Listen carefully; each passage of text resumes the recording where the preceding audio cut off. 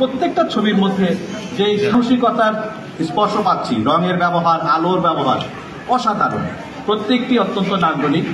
আমাদের এই মুক্ত চিন্তার ক্ষেত্রে পেছনে থেকে যেই সমস্ত কারিগররা আমাদের বাচ্চাদেরকে প্রস্তুত করেছেন, আমাদের এই শহীদুল ভাই, শুভ, তানিন সহ যারা পেছন থেকে আমাদের এই বাচ্চাদেরকে এইভাবে স্বপ্ন দেখতে, বাচ্চাদেরকে মনের মধ্যে একটা ছবি এঁকে আবার কাগজের মধ্যে বা ক্যানভাসে আর একটা ছবি প্রকাশ করবার যে সুযোগ তৈরি করে দিয়েছেন, আমাদের সেই পেছনের যেই কারিগররা যারা পঞ্চগড় চারু সংসদের সঙ্গে যুক্ত আছেন, আমি সকলকে আমার অন্তরের অন্তঃস্থল থেকে ভালোবাসা এবং শ্রদ্ধা জানাই।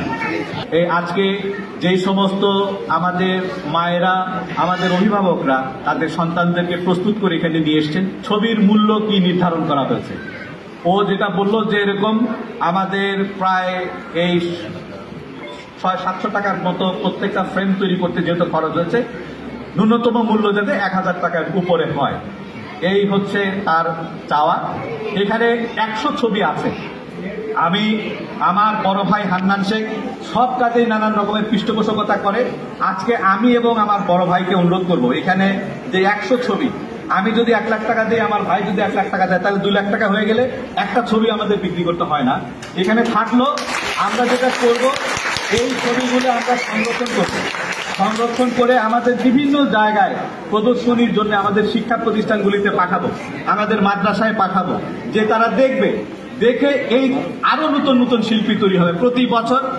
আর এই চিত্রকলায় আমার এই ড্রয়িংটা সিলেক্ট হয়েছে। আর আমি এখানে ড্রয়িং করেছি একটি ভেলার মধ্যে একটি মেয়ে মানে শাপলাতে রয়েছে। আর আমি এটা করেছি কাকসঙ্গে এই ড্রয়িংটা। দেখেছি যে মানে ভেলা চালাচ্ছে আর এবং ভেলার থেকে একটি মেয়ে বসে সেখানে শাপলা ফুল তুলছে। এটা আমি এই দৃশ্যের মধ্যে ফুটিয়ে রেখেছি। আসলে আমি অনেক ভেবেচিন্তে ভাবলাম যে হয়তো এই দৃশ্যটা দিলেই ভালো হবে, তাই আমি এটাই।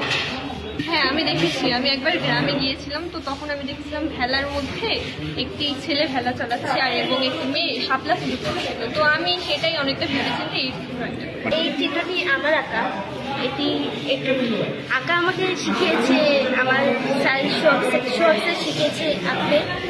আমি খুবই খুশি যে পঞ্চগড়ে চিত্র প্রদর্শনী হচ্ছে, কেননা 2024 সালে মানে আমার ছোট থেকে দেখা এই প্রথম যে পঞ্চগড়ে চিত্র প্রদর্শনী হয়েছে।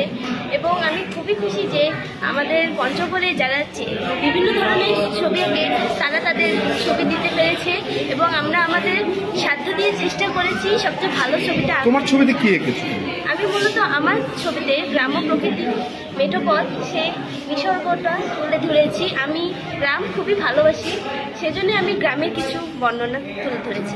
আর আমি ছবি আঁকতে খুব পছন্দ করি, আর এই দুটি হচ্ছে আমার ছবি। আর আমি 2024 সালে এই প্রথমবার এই প্রদর্শনীতে আমার 2টা ছবি সিলেক্ট হয়েছে বলে আমি খুব খুশি হয়েছি। ছবিতে আমি এঁকেছি গ্রাম্য দৃশ্য, আর গ্রাম্য দৃশ্য আমাকে খুবই ভালো লাগে। আর মুক্তিযুদ্ধের ছবি এঁকেছি। গ্রাম কেন ভালো লাগে? কারণ গ্রামে অনেক কিছুই রয়েছে, ঘর রয়েছে, গাছ রয়েছে, মানুষ রয়েছে। গ্রাম্য মানুষও আমার অনেক ভালো লাগে। আয়োজিত চিত্র প্রদর্শনীতে আমি আমার ছবি দিচ্ছি।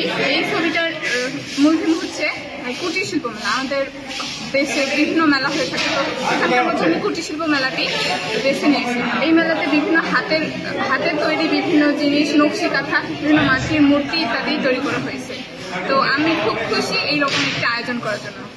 আমরা চিন্তা করলাম যে পঞ্চগড়ের বাচ্চারা অন্যান্য জেলার তুলনায় অনেক পিছিয়ে আছে সাংস্কৃতিক দিক থেকে, সাংস্কৃতিক চর্চা, সাহিত্য চর্চার দিক থেকে, চারুকলা চর্চার দিক থেকে। তো আমরা চিন্তা করলাম যে যদি আমরা এই ধরনের একটা প্রোগ্রাম করি যেখানে পঞ্চগড়ের ছোট ছোট শিশু কিশোররা ছবি আঁকবে এবং এই ছবিগুলোকে আমরা সুন্দরভাবে প্রেজেন্ট করে পঞ্চগড়ের মানুষের মাধ্যমে ছড়িয়ে দিতে পারি, তাহলে এতে করে বাচ্চারা অনুপ্রাণিত হবে। চিত্রাঙ্কনে তাদের মেধা বিকাশের জন্য বাবা মাদের সবসময় উদ্বুদ্ধ করা উচিত। শিশুদের মাঝেই লুকিয়ে আছে জয়নুল আবেদিন, কামরুল হাসানের মতো প্রতিভা। কাজেই এই প্রতিভাগুলোকে বিকশিত করার জন্য বাবা মাদের উচিত তাদের বাচ্চাদের প্রতিভাগুলো বিকশিত করার জন্য সন্তানদের চিত্রাঙ্কনে আগ্রহী করা।